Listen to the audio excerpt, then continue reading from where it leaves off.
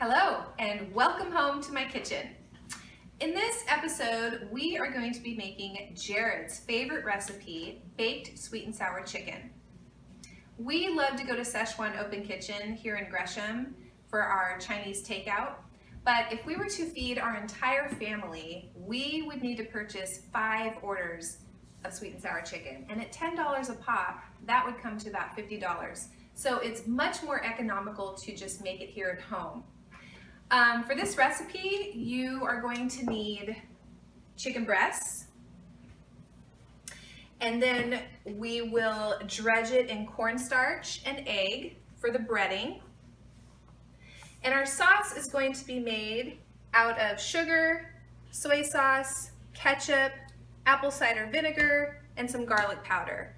And when we're done baking it all, we'll serve it over some rice. Most of these items I already had in my pantry. I think we all have things like sugar and soy sauce and vinegar, cornstarch. So I really only had to purchase the chicken and some rice. So compared to the $50 that you would spend at takeout, I can make all this for 16 people for about $15 or less. So it's a way better deal.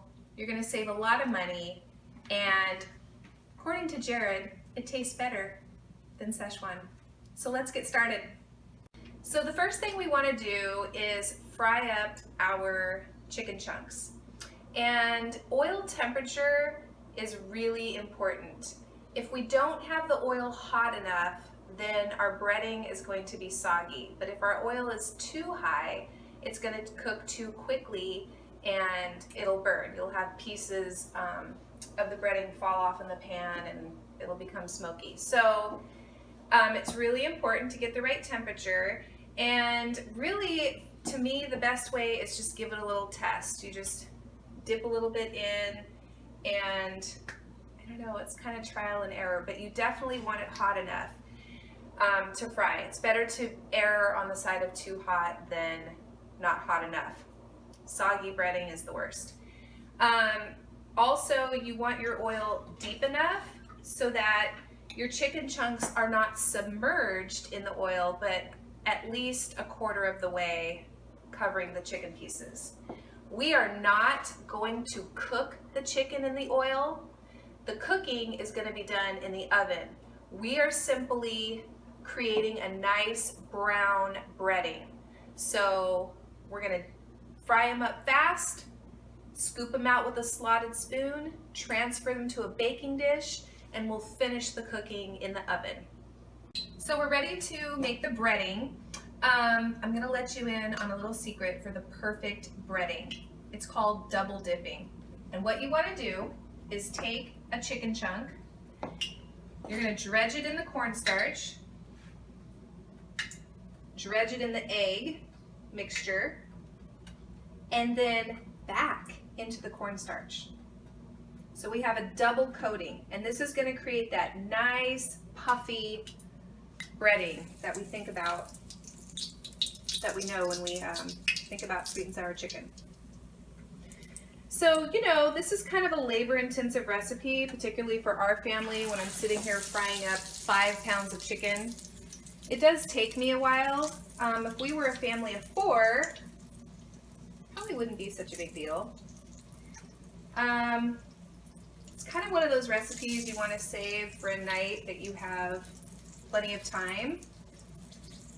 Put on some music and dredge away, because it is going to take a while. So I'm noticing that my oil isn't popping as much as I would like, meaning it's not quite hot enough. I don't want to turn it up too much more. It's also very, very important when you're frying with a breading that you do not handle the chicken too much. In other words, we don't want to be moving it around, you know, flipping it over. You want to flip it over one time.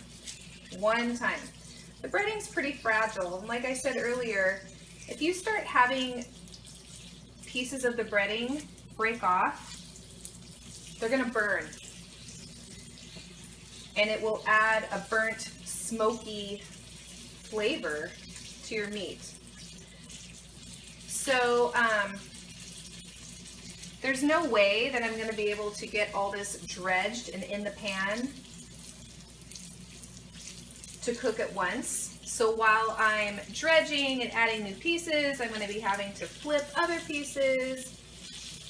So it's definitely something, like I said, you don't want to start frying until you have time to fry, because you can't just walk away and do something else. So you can see this first set that I put in is already ready to flip. And I didn't even have the pan completely filled. But I don't want these pieces to burn. See that nice crisp? I'm just going to turn it once. Messy hands and all. I don't have time to go wash my hands. I got to keep an eye on all these pieces because they're going to cook at different times, right? So I can see that these are still kind of yellow and mushy. They're not ready to flip yet, but these first 4 pieces work. So let's just continue on and fill up the pan.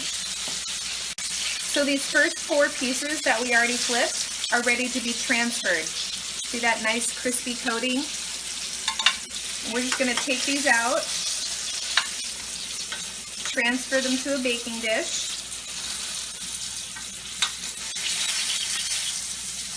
Again, our chicken is still pink in the middle, and that's okay, because we are not trying to cook the chicken. So these other pieces are ready to be flipped that we didn't flip earlier. And again, you don't want to squeeze too hard. You're just kind of, you know, dealing with these gently as to not mess with the breading. Once they're fried, these guys, that breading is on there and it's not going to go anywhere. But while it's still frying, it's kind of fragile. So you can see these ones in the middle darkened a lot faster. That's okay, they're not burnt. So we're going to let these cook on the other side. And again, I've got a half a pan here that I'm going to keep on dredging and frying up. All of our chicken chunks are done frying and they've been transferred into baking dishes.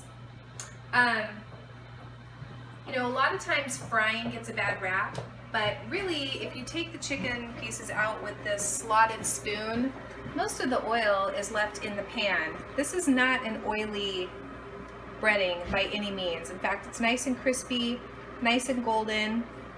So now we're just going to work on the sauce. I've combined the ketchup, apple cider vinegar, the sugar, soy sauce, and the garlic powder. And we're just stirring it, trying to get it nice and smooth. I'm not trying to bring it to a rolling boil. As you can see, the ketchup is still kind of chunky. We just don't want any of those chunks. So once this is all heated through, which will only take about 3 to 5 minutes, we'll pour it over the chicken and cook it in the oven.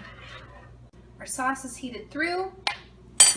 We're just going to pour it evenly over the chicken pieces, making sure that I reserve enough for the other pan.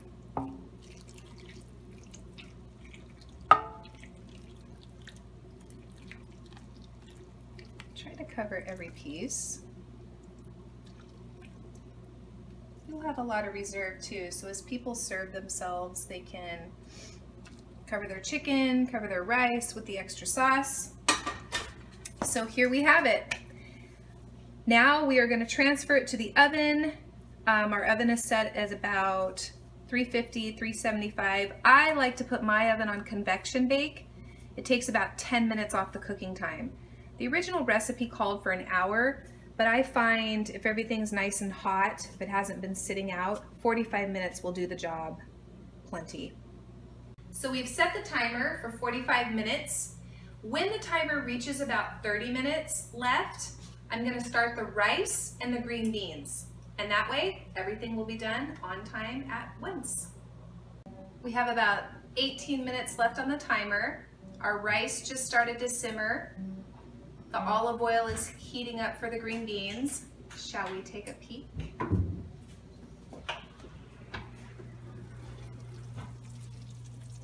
So we probably won't need to leave it in there for the entire 18 minutes. The sauce is really bubbly, the breading is nice and crisp. So as soon as the rice and beans are done, we are gonna take this out and eat it. Yum. Everything's done. The chicken is out of the oven. Rice and green beans are off the cooktop. And now it's time to serve up Brian's plate. Start with some rice.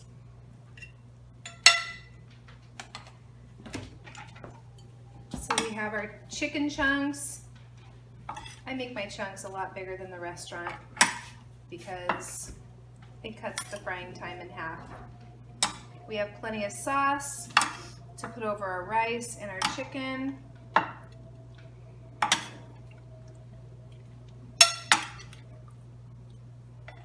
Add some green veggies.